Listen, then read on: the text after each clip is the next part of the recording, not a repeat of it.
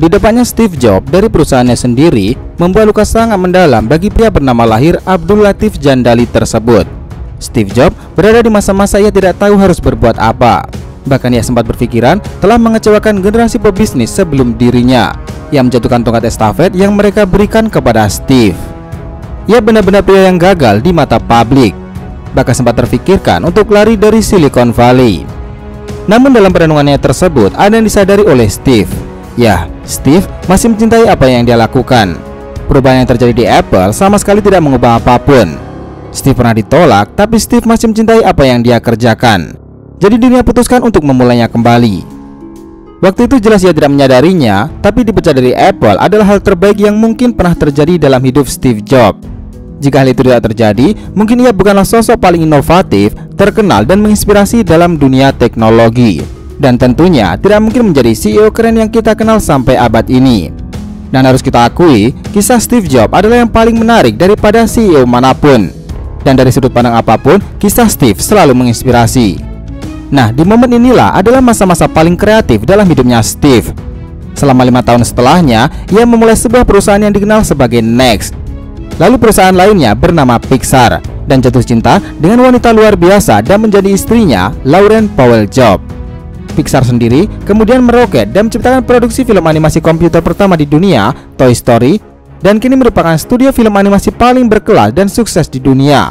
Hal tak terduga lainnya juga terjadi kepada Next.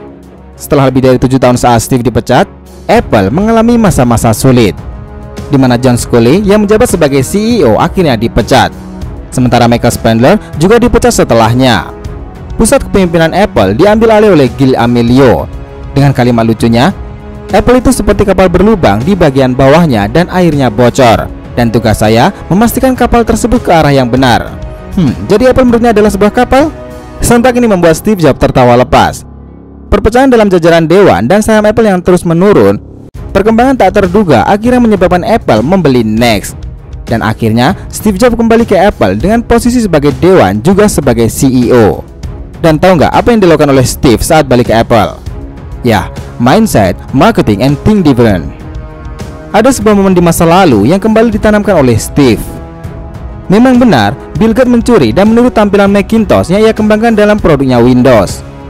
Jadi Windows itu tidak akan pernah ada kalau tidak ada Macintosh. Dan kalau tidak, Bill Gates bekerja di bawah tim Macintosh yang dipimpin langsung oleh Steve. Tapi itu sudah masa lalu. Keduanya pun pada akhirnya menjadi rekan, teman serta rival bisnis yang sangat hangat. Steve Jobs mengatakan kepada para dewan dan karyawan Apple tentang masa depan dari perusahaannya tersebut. Kita bukan Microsoft. Sudah bukan waktunya lagi kita berpikiran dan akan terus mengalahkan Microsoft karena kejadian di masa lalu. Hal yang perlu kita pikirkan adalah siapa kita ini. Nilai-nilai dari Apple yang tidak akan boleh berubah. Dan marketing adalah dunia yang sangat rumit, di mana ini akan membuat sebuah brand sangat kuat dan melekat sepanjang masa. Itulah yang harus kita pikirkan. Dan tema kampanye kali ini adalah Think Different. Penghormatan masyarakat, orang-orang yang berpikir berbeda dan memajukan dunia, maka Apple adalah tempatnya. Apple lebih dari itu.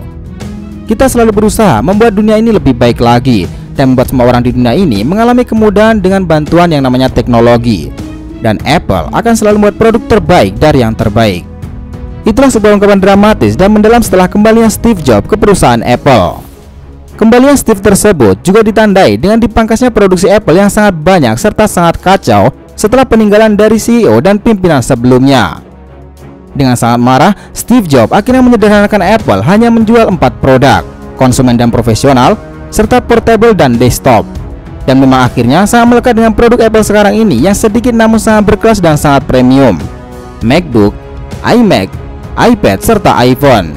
Dan ya, awalnya hanya 4 itu. Kemudian iWatch serta jenis perangkat lunak lainnya setelah era modern saat ini. Kembali Steve Jobs ke perusahaan akhirnya membuat kebangkitan besar bagi Apple, mulai dari iMac sampai ke produk-produk setelahnya. Apple kembali ke masa jaya-jayanya dengan brand semakin mahal dan tak tergoyahkan sampai sekarang ini. Tapi di masa kejayaan Apple tersebut ada yang berperan besar dan dianggap sebagai rekan spiritual dari Steve Jobs. Ia adalah Sir Jonathan Paul Ive, Johnny Ive nama populernya. Dia adalah kepala bagian desain industri Apple. Dan berbeda dengan CEO sebelumnya, di masa Steve Jobs, tim desain lebih sering diutamakan daripada divisi lainnya. Dan bagi Steve Jobs, desain adalah segalanya. Kedua orang ini adalah nyawa kebangkitan dari perusahaan Apple. Setelah beberapa tahun, Apple terus meroket sampai akhirnya menciptakan produk iPhone yang sangat populer. Sementara itu, Jony Ive juga membawa konsep minimalis yang dia padukan dengan kesederhanaan ala Steve Jobs. Terciptalah produk aluminium unique body Apple di masa jaya-jayanya. Rilisan asisten pribadi pintar Siri membawa Apple semakin berkembang dan melesat sangat jauh. Tapi beberapa tahun setelah itu, Steve juga sudah mulai menua, serta dirinya terkena kanker pankreas. Apple terjadi pergolakan dan pertanyaan, siapa yang akan bisa menjadi CEO setara dengan Steve Jobs? Siapa orang yang mampu menggantikannya? Ada kandidat besar, dia adalah Jony Ive. Namun Steve tahu Jony lebih cocok bekerja untuk desain Apple dan menjaga kualitasnya. Selain itu, Jony juga kurang tertarik untuk menjadi CEO. Nah, nama yang akan menggantikannya nanti adalah pria yang sangat luar biasa dan dipercaya sebagai penerus dari Steve. Orang ini selalu menanamkan Apple mengenai Steve Jobs adalah DNA perusahaan tersebut. Pria ini dikenal sebagai Tim Cook.